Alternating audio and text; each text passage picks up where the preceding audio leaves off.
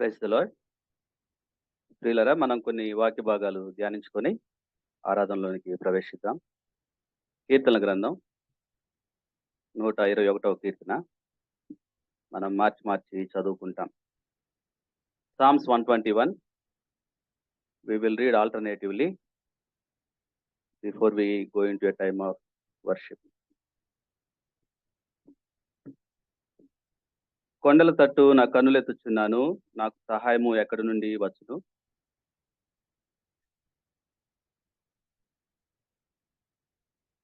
ఆయన నీ పాదము తొట్టిల్లనియడు, నిన్ను కాపాడువాడు కునుకడు. యెహోవాయే నిన్ను కాపాడువాడు, నీ కుడి ప్రక్కను యెహోవా నీకు నీడగా ఉండును. ఏ అపాయము రాకుండా యెహోవా నిన్ను కాపాడును, ఆయన నీ ప్రాణమును కాపాడును.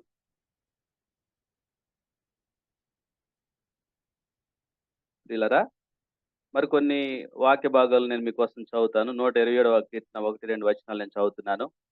యెహోవా ఇల్లు కట్టించిన ఎడల దాని కట్టువారి ప్రయాసము వ్యర్థమే.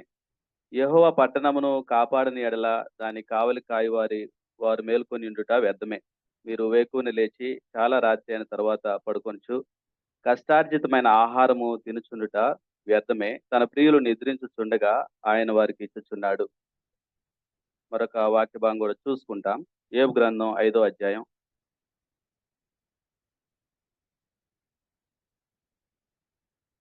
19 నుంచి 22 వచనాల వరకు. యోబు గ్రంథం, బుక్ ఆఫ్ జోబ్ చాప్టర్ 5 19-22. 6 బాధల్లో నుండి ఆయన నిన్ను విడిపించును, 7 బాధలు కలిగినను నీకు ఏ కీడును తగులదు. క్షామకాలమున మరణము నుండి, యుద్ధమున ఖడ్గబలము నుండి ఆయన నిన్ను తప్పించును. నోటి మాటల చేత కలుగు నొప్పి నీకు తగులకుండా ఆయన నిన్ను చాటు చేయును. ప్రళయము వచ్చినను నీవు దానికి భయపడవు. పొలములోని రాళ్లతో నీవు నిబంధన చేసుకుని యుందువు. అడవి మృగములు నీతో సమ్మతిగా ఉండును. ప్రియులారా, 121వ కీర్తన మనం చదువుకున్నాం. 8 వచనాలు ఉన్నాయి. కీర్తనకారుడు కొండల తట్టు నా కనులెత్తుచున్నాను, నాకు సహాయం ఎక్కడి నుండి వచ్చును అని ప్రారంభించి యెహోవాయే నన్ను కాపాడును అని పదే ఈ యొక్క కీర్తనలో రాయటం మనం చూస్తున్నాం. 4 ప్రాముఖ్యమైన మాటలు ఈ యొక్క 121వ కీర్తన నుంచి మనం చూద్దాం. మొదటిగా, మన యొక్క పరలోకపు తండ్రి నీ యొక్క పాదం తొట్టిల్లకుండా నిన్ను కాపాడుతున్నాడు. ఇది మొదటిగా నిన్ను ఆదరించే, బలపరిచే మాట. మన యొక్క పరలోకపు తండ్రి నీ యొక్క పాదం తొట్టిల్లకుండా నిన్ను కాపాడుతున్నాడు. నీ జీవితంలో, ఈ లోకంలో నువ్వు జీవిస్తూ ఉండగా నీ పాదం తొట్టిల్లకుండా ఆత్మీయంగా ఆయన నిన్ను ఎంతో భద్రంగా, క్షేమంగా నడిపిస్తూ ఉన్నాడు. ఏ విషయాల్లో పాదం తొట్టిల్లకుండా ప్రభు నిన్ను కాపాడుతున్నాడు అని అంటే, ఈ లోకంలో నీ చుట్టూ, నీ జీవితంలో నీ చుట్టూ ఉన్న, నీకు సమీపంగా ఉన్న పాపం విషయంలో నీ పాదం తొట్టిల్లకుండా ప్రభు నిన్ను, నన్ను కాపాడుతూ ఉన్నాడు. ఈ యొక్క లోకంలో 7 భయంకరమైన పాపాలు ఉన్నాయని దేవుని వాక్యంలో మనం చూస్తూ ఉన్నాం. మొదటిగా, జారత్వం అనే పాపం విషయంలో నీ పాదం తొట్టిల్లకుండా ప్రభు నిన్ను కాపాడుతూ ఉన్నాడు. దేవుని వాక్యం తెలియజేస్తుంది, జారత్వం విసర్జించవలసిన పాపం. వెంటనే ఇమ్మీడియట్గా ఎప్పుడు విసర్జించవలసిన పాపంగా జారత్వం ఉంది. జారత్వం విషయంలో అనేకులు తొట్టిల్లినట్లుగా మనం చూస్తూ ఉన్నాం. దేవుని యొక్క హృదయానుసారిగా పిలువబడిన వ్యక్తి జారత్వం విషయంలో ఎలా తొట్టిల్లాడో, ఆ తర్వాత ఎంతగా కష్టపడుతూ ప్రభువు దగ్గర పశ్చాత్తాపడుతూ ఆయన ప్రభువులోకి వచ్చాడు మనం చూస్తున్నాం. కాబట్టి నీ జీవితంలో ప్రతిరోజు లేదా ప్రతి పరిస్థితిలో నీకు ఎదురయ్యే ఆ జారత్వం అనే పాపంలో నీ పాదం తొట్టిల్లకుండా ప్రభు కాపాడుతున్నాడు. రెండవదిగా, అసూయ విషయంలో నీ పాదం తొట్టిల్లకుండా ప్రభు నిన్ను కాపాడుతూ ఉన్నాడు. అసూయ వలన అనేకులు తమ యొక్క ఆత్మీయ జీవితాలను పాడు చేసుకోవటం మనం చూస్తున్నాం. సౌలు అనే వ్యక్తి ఉన్నాడు. ఆయన దావీదు అనే వ్యక్తి మీద అసూయ కలిగి తన సొంత కుటుంబానికి సర్వనాశనం తెచ్చుకున్న వ్యక్తిగా మారిపోయాడు ఆయన. ఆయన ఒక అసూయ అసూయ చేత ఆత్మీయ జీవితాన్ని పాడు చేసుకున్న వ్యక్తికి ఒక ఉదాహరణగా మనకు కనిపిస్తున్నాడు. మన చుట్టూ కూడా అనేకులు అసూయ విషయంలో సంపాదన తొట్టిల్లుతూ ఉన్నారు. అయితే పరలోకపు తండ్రి అసూయ విషయంలో నీ పాదం తొట్టిల్లకుండా నిన్ను కాపాడుతూ ఉన్నాడు. అలాగే అహంకారం విషయంలో దేని వాక్యం తెలియజేస్తుంది, అహంకారులు గర్విష్ఠులు యెహోవాకు హేయులు అని సెలవిస్తుంది. ఆ యొక్క అహంకారం విషయంలో, గర్వం విషయంలో అనేకులు తొట్టిల్లారు తమ యొక్క ఆత్మీయ జీవితాల్లో. కాబట్టి నీ జీవితంలో, నా జీవితంలో ఈ యొక్క అహంకారము, గర్వం విషయంలో నీ పాదం తొట్టిల్లకుండా, నా పాదం తొట్టిల్లకుండా ప్రభు నిన్ను, నన్ను కాపాడుతూ ఉన్నాడు. అలాగే కోపం విషయంలో అనేక మంది ఆత్మీయులు తమ యొక్క ఆత్మీయ జీవితాన్ని నాశనం చేసుకోవటం మనం చూస్తున్నాం. ఆ యొక్క కోపం విషయంలో కూడా ప్రభుని వెంబడిస్తూ ఉండగా నీ యొక్క ఆత్మీయ జీవితంలో ఆ కోపం దగ్గర నీ పాదం తొట్టిల్లకుండా ప్రభు నిన్ను కాపాడుతూ ఉన్నాడు. అలాగే దేవుని వాక్యాలు మనం చూస్తే బద్ధకము, తిండిబోతుతనము, దురాశ ఇవి కూడా భయంకరమైన పాపాలుగా ఎంచబడుతూ వచ్చాయి. ఈ యొక్క బద్ధకం విషయంలో, దురాశ విషయంలో, తిండిబోతుతనం విషయంలో ఆత్మీయంగా నీ పాదం తొట్టిల్లకుండా ప్రభు నిన్ను కాపాడుతూ ఉన్నాడు. ఈ యొక్క 7 భయంకరమైన పాపాల విషయంలో అనేకులు తమ యొక్క ఆత్మీయ జీవితాలను నిర్లక్ష్యం చేసుకోవటం, తమ యొక్క పాదం తొట్టిల్లుతూ దేవునికి దూరంగా జరగటం, దేవుడు తమ కొరకు కలిగి ఉన్న ప్రణాళికల్ని, మార్గాల్ని వాళ్ళు ఎరగకపోవటం మనం దేవుని వాక్యంలో చూస్తున్నాం. మన యొక్క జీవితాల్లో సజీవ సాక్షులను కూడా అనేకులు మనం చూస్తూ ఉన్నాం. కాబట్టి ప్రియులారా, ఈ యొక్క 121వ కీర్తనలో నిన్ను మనల్ని ఆదరించే, బలపరిచే మొదటి మాటగా ఈ యొక్క మాట ఉంది. ఏంటంటే, నీ పాదం తొట్టిల్లకుండా ఆయన నిన్ను కాపాడుతూ ఉన్నాడు. ఆయన నీ పాదము తొట్టిల్లనియ్యడు. ఇది మొదటి మాట. రెండో మాట, ఏ అపాయం రాకుండా ఆయన నిన్ను కాపాడును. 7వ వచనం. ఏ అపాయం రాకుండా యెహోవా నిన్ను కాపాడును. మన యొక్క పరలోకపు తండ్రి ఏ అపాయం రాకుండా నిన్ను కాపాడుతూ ఉన్నాడు. ఈ లోకంలో ఎన్నో అపాయాలు ఉంటేనే కానీ ఆ మాట రాయబడలేదు. ఎన్నో అపాయాలు ఉన్నాయని అది మనకి ఇండైరెక్ట్ గా తెలియజేస్తుంది. ఏ అపాయము అని అంటే కొన్ని వేల అపాయాలు ఉన్నాయని అర్థం. అయితే వాటిలో ఏ అపాయము నీకు రాకుండా ఆయన నిన్ను కాపాడుతున్నాడు. అపాయాల గురించి కొంచెం లోతుగా మనం చూస్తే కనీసం 5 రకాల అపాయాలని మనం చూడొచ్చు. మొదటిగా భౌతికమైన అపాయాలు. భౌతిక సంబంధమైన అపాయాలంటే మరణాలు, రోగాలు, ప్రమాదాలు. ఈ యొక్క మరణాలు, రోగాలు, ప్రమాదాల బారిన నువ్వు పడకుండా ఆ భౌతిక సంబంధమైన అపాయాలు నీకు తటస్థించకుండా, తారసపడకుండా ఆయన నిన్ను కాపాడుతున్నాడు. రెండవది మానసిక సంబంధమైన అపాయాలు ఉన్నాయి. ఒంటరితనం, డిస్కరేజ్మెంట్, నిరాశ, ఆ లోన్లీనెస్ గుండా, డిస్కరేజ్మెంట్ గుండా, నిరాశ గుండా నువ్వు వెళ్ళి నువ్వు ఒంటరిగా ఆ విధంగా ఓ లోతైన బాధలోనికి, నొప్పిలోనికి వెళ్ళిపోకుండా ఆయన ఎప్పటికప్పుడు ఆ అపాయం నుంచి నిన్ను కాపాడుతూ ఉన్నాడు. తన వాక్యం ద్వారా, తన సంఘం ద్వారా, సహవాసం ద్వారా, తన బిడ్డల ద్వారా ఆ అపాయం నుంచి నిన్ను కాపాడుతూ ఉన్నాడు. ఆర్థిక సంబంధమైన అపాయాలు ఉన్నాయి. మూడవదిగా ఆర్థిక సంబంధమైన అపాయాలు. సరైన టైంకి జాబ్ రాకపోవటం, లేదా బిజినెస్లో లాస్ రావటం, బిజినెస్లో చీటింగ్ జరగటం, ఎంత కష్టపడినా దానికి తగ్గ అమౌంట్ రాకపోవటం అనే అపాయాల చేత అనేకులు ఈ లోకంలో బాధపడుతూ ఉన్నారు. దేవునికి దూరంగా జీవిస్తూ ఉన్నారు. దేవుని ద్వేషిస్తూ ఉన్నారు ఆ విషయాల్లో. అయితే ఆ అపాయం బారిన నువ్వు పడి అవిశ్వాసిగా మారిపోకుండా, ఆ అపాయాలలో నువ్వు దేవునికి దూరంగా వెళ్ళిపోకుండా ఆ అపాయం నుంచి దేవుడు నిన్ను కాపాడుతున్నాడు. మనల్ని కాపాడుతున్నాడు. సమాజ సంబంధమైన అపాయాలు కూడా ఉన్నాయి. సమాజ సంబంధమైన అపాయాలు అంటే నీ యొక్క విశ్వాసాన్ని బట్టి, నీ యొక్క మతాన్ని బట్టి, నీ యొక్క కులాన్ని బట్టి, నీ స్థాయిని బట్టి, నీ అంతస్తుని బట్టి నిన్ను నీ మీద పగబెంచుకునే వాళ్ళు ఉంటారు. నీ మీద కుట్రబన్నే వాళ్ళు ఉంటారు. నీ మీద అసూయ కలిగిన వాళ్ళు ఉంటారు. నీకు కీడు చేయాలని ఆలోచించే వాళ్ళు ఉంటారు. లేదా నువ్వు ఎప్పుడైతే నాశనం అవుతావో సంతోషిద్దామని ఉండేవాళ్ళు ఉంటారు. నువ్వు, నీ కుటుంబం ఎప్పుడు కష్టాల పాలవుతుందని చూసే వాళ్ళు ఉంటారు. అటువంటి అటువంటి సొసైటల్ రిలేటెడ్ అపాయం నుంచి దేవుడు నిన్ను కాపాడుతున్నాడు. ఏ అపాయము రాకుండా నిన్ను కాపాడుతున్నాడంటే ఈ అపాయాలన్నిటి నుంచి ఆయన నిన్ను కాపాడుతున్నాడని అర్థం. మరొక అపాయం ఏంటంటే లైంగిక సంబంధమైన అపాయాలున్నాయి. సెక్సువల్ రిలేటెడ్ ప్రాబ్లమ్స్ ఉన్నాయి. పనిచేసే చోట, చదువుకునే చోట, రిలేటివ్స్ మధ్య, అన్నోన్ పీపుల్ మధ్య సెక్సువల్ రిలేటెడ్ నిన్ను ఎక్స్‌ప్లాయిట్ చేయాలని, నీ హోలీనెస్‌ని పాడు చేయాలని, నిన్ను నీ విశ్వాసం నుంచి, ఆ దేవునిలో నువ్వు కలిగిన ధైర్యం నుంచి తప్పించాలని సాతాను, దాని యొక్క దూతలు, దాని చేత ప్రేరేపించబడే మనుషులు ప్రయత్నిస్తూ ఉంటారు. ఆ అపాయం నుంచి దేవుడు నిన్ను కాపాడుతూ ఉన్నాడు. పోతీఫరు భార్య యోసేపు మీద కన్ను వేసిన సంగతి యోసేపుకు తెలియదు. యోసేపు ఎప్పుడైతే తన పని నిమిత్తమై ఆ గదిలోనికి వెళ్ళాడో, ఆమె యోసేపు యొక్క వస్త్రాన్ని పట్టుకుంది. అక్కడ మనం ఆ వాక్యం చూసినట్లయితే యోసేపుకు వచ్చిన ఆ అపాయం చెప్పొచ్చింది కాదు. హఠాత్తుగా, అకస్మాత్తుగా, ఏమాత్రం ఊహించకుండా వచ్చిన అపాయం అది. ఆ అపాయంలో అసలు ఎంత బలమైన అపాయం అంటే అది, ఆ వస్త్రం పోతీఫరు భార్య నుంచి యోసేపు విడిపించుకోలేనంత బలమైన అపాయంగా ఉందది. వస్త్రాన్ని యోసేపు విడిపించలేకపోయాడు. నేను అనుకుంటున్నాను పర్సనల్‌గా. ఆమె యోసేపు కంటే చాలా లావుండుంటుంది. చాలా ఫ్యాటీగా ఉండుంటుంది.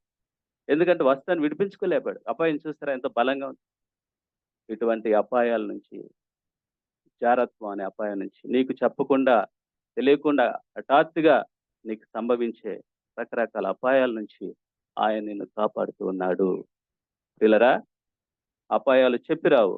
నీకు తెలియని అపాయాల నుంచి ప్రభు నిన్ను కాపాడుతున్నాడు. మొదటిగా నీ పాదం తొట్రిల్లకుండా ఆయన నిన్ను కాపాడుతున్నాడు. రెండోదిగా ఏ అపాయం రాకుండా ఆయన నిన్ను కాపాడుతున్నాడు. మూడోదిగా మన యొక్క పరలోకపు తండ్రి నీ రాకపోకలయందు నిన్ను కాపాడుతూ ఉన్నాడు. నీ రాకపోకలయందు నిన్ను కాపాడుతూ ఉండటం అనంటే మన యొక్క భాషలో మనం అర్థం చేసుకుంటే మన యొక్క రాకపోకల్లో మనం వెళ్తూ ఉన్న బైక్ మీద గానీ, కార్‌లో గానీ, బస్‌లో గానీ, ట్రైన్‌లో గానీ అవి ఎటువంటి ప్రమాదానికి, యాక్సిడెంట్‌కి గురవ్వకుండా ప్రభు కాపాడుతున్నాడు మనల్ని.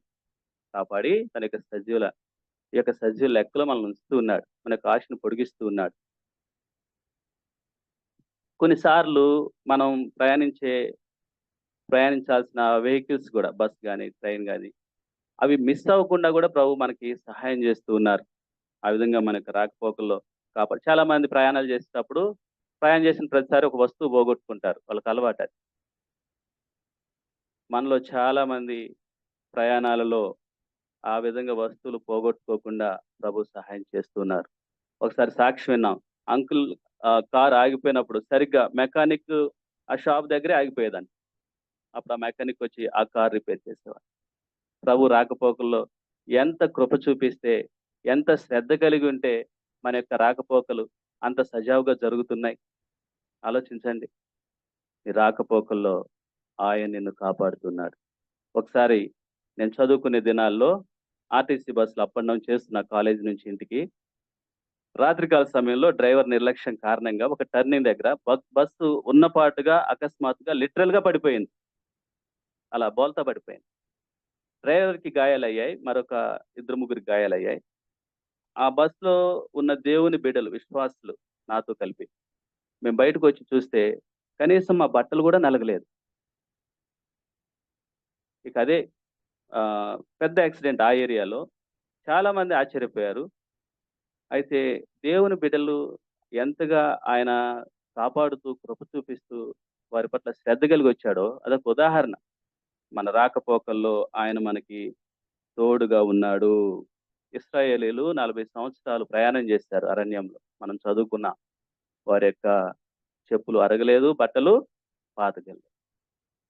దేవుడు మన యొక్క రాకపోకలయందు గొప్ప శ్రద్ధ కలిగి కృప చూపిస్తూ ఉన్నారు కాబట్టే మనం కాపాడబడుతూ మనం సజీవ లెక్కలో ఉన్నాం. నాలుగవ ఆదరించే బలపరిచే మాట ఈ కీర్తనలో యెహోవాయే నిన్ను కాపాడువాడు. 4వ వచనంలో రెండో భాగంలో ఉంది. 5వ వచనం క్షమించండి. 5వ వచనంలో మొదటి భాగంలో ఉంది. యెహోవాయే నిన్ను కాపాడువాడు. ఆ మాట మీద మన యొక్క ధ్యానం ఉంచినట్లయితే 2 అర్థాలొస్తున్నాయి. ఒకటి, ఈ లోకంలో నీ మదర్ గాని, ఫాదర్ గాని, నీ బ్రదర్ గాని, సిస్టర్ గాని, వైఫ్ గాని ఎవరు అనుక్షణం నిన్ను కాపాడలేరు. అది దాని యొక్క మొదటి అర్థం. ఈ లోకంలో ఏ మనుష్యుడు నువ్వు అనుకుంటున్న ఏ వ్యక్తి నిన్ను 24 గంటలు కాపాడలేడు. పక్కనే ఉంటారు, కాపాడలేరు. నేను కొన్ని మరణాలు చూశాను. తల్లి బిడ్డని ఉయ్యాల్లో ఊపుతుంది. నవ్వుతూ ఉన్నాడు. నవ్వుతూనే ఆ నవ్వులోనే పోయింది. తల్లి కన్నుల ముందే చనిపోయాడు. ఆమె దుఃఖం ఆ ఊరిని కదిలించింది ఆ రోజు. ఉయ్యాల ఊపుతుంది. నవ్వుతున్నాడు. నవ్వులోనే పోయింది. ఊపిరి ఆగిపోయింది.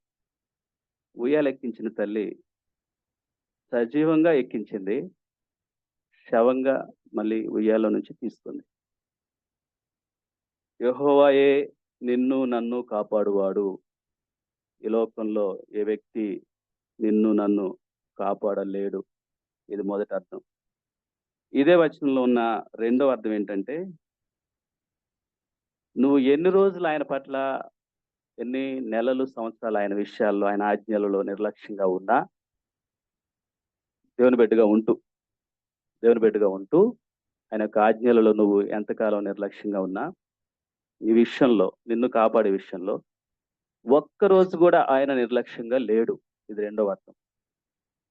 ఒక్కరోజు ఆయన గాని నీ పట్ల నిర్లక్ష్యంగా ఉంటే, కొన్ని క్షణాలలో సాతాను, దాని యొక్క దూతలు, దాని యొక్క మనుషులు నీ యొక్క విశ్వాసాన్ని, నీ యొక్క పరిశుద్ధతని, నీ యొక్క జీవితాన్ని, నీ యొక్క సాక్ష్యాన్ని సర్వనాశనం చేస్తాయి.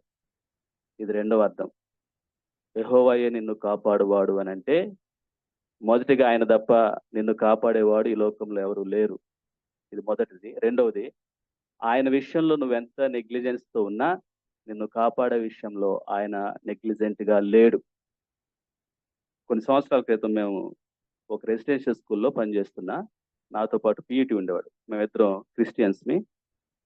మా ఇద్దరికీ సాల్వేషన్ ఎక్స్‌పీరియన్స్ ఉంది. కానీ క్యాజువల్‌గా ఉన్నాం. ఎంత క్యాజువల్‌గా ఉన్నామంటే, సండే కూడా మేము చర్చ్‌కి వెళ్ళలేనంత క్యాజువల్ అయిపోయాం. మా స్కూల్ చైర్మన్ వాళ్ళ అమ్మాయి వివాహం జరిపించాడు. దాని ఫంక్షన్ నిమిత్తమై ఆయన ఒక పెద్ద హోటల్ తీసుకున్నాడు. తీసుకొని సుచిత్ర దగ్గర, మాకు దగ్గరే. మేము పనిచేసే చోటుకి ఫంక్షన్ హాల్‌కి దగ్గరే. అక్కడ ఫంక్షన్ సాయంత్రం పూట, రాత్రి పూట పెట్టుకున్నారాళ్ళు. నన్ను, పీఈటీని, వేరే కొలీగ్‌ని, నన్ను మా కొలీగ్‌ని ఇద్దరిని, మీరు 1 బై 1 వెళ్ళాలి. ఇద్దరు కలిసి వెళ్ళకూడదని చెప్పారు. మాకు కోపమొచ్చింది. మేము వెళ్తే ఇద్దరం వెళ్తాం. 1 బై 1 వెళ్ళం మేము అని మేము క్యాన్సిల్ చేసుకున్నాం. మీరు వెళ్తే ఇద్దరు వెళ్ళాలి, లేదంటే మానేయండి అన్నారు. మేము మానేసుకొని ఇద్దరం ఆ రోజు గడిచిపోయింది. మరుసటి రోజు ఉదయం అక్కడుంది దాదాపు క్రిస్టియన్స్ మేమిద్దరమే. అందరూ అన్‌బిలీవర్స్. మరుసటి రోజు ఉదయం జరిగిన విషయం ఏంటంటే, అది 4థ్ ఫ్లోర్‌లో ఉంది హోటల్‌లో. 4థ్ ఫ్లోర్‌లో ఎక్కువ మంది లిఫ్ట్ ఎక్కారు. మా కొలీగ్సే వెళ్ళిన వాళ్ళందరూ. బరువుకు మించి ఎక్కారు. 4థ్ ఫ్లోర్‌లో లిఫ్ట్ ఫెయిల్ అయింది. దాని యొక్క స్ప్రింగ్స్ గాని అవేవో బ్రేక్ అయినాయి. అది ఉన్న పాటుగా కింద గ్రౌండ్‌కొచ్చి తగలటం వల్ల అందులో ఎక్కిన వారు 99% గాయాల పాలయ్యారు. కొంతమంది బెడ్ రిడెన్ అయ్యారు. కొంతమందికి మరలా తిరిగి రెస్టోర్ అవ్వటానికి కొన్ని సంవత్సరాల పాటు సమయం పట్టింది. మనం ఎంత నిర్లక్ష్యంగా ఉన్నా, మనల్ని కాపాడే విషయంలో ఆయన నిర్లక్ష్యంగా లేడు. How far is your shade from you? Your shade is always attached to you, right? That's how close the Lord is. And let us take this time. We saw the Lord protects us from every situation. He is not negligent when we are negligent. Take this time. Softly, or you can worship. And then you can sit down. తండ్రి, మా పక్షంగా తండ్రి, కునుకక మమ్మల్ని కాపాడుతున్న దేవుడు, కునుకక తండ్రి నిన్ను ప్రేమించిన బిడ్డలను, నీ సంఘాన్ని కాపాడుతున్న దేవుడుగా మాకున్నందుకై తండ్రి, నా హృదయపూర్వకమైన ఆరాధన, నా కృతజ్ఞతలు నాకు ప్రభును రక్షకుడైనటువంటి యేసయ్య పేరిట అర్పించి ప్రార్థిస్తున్నాను తండ్రి.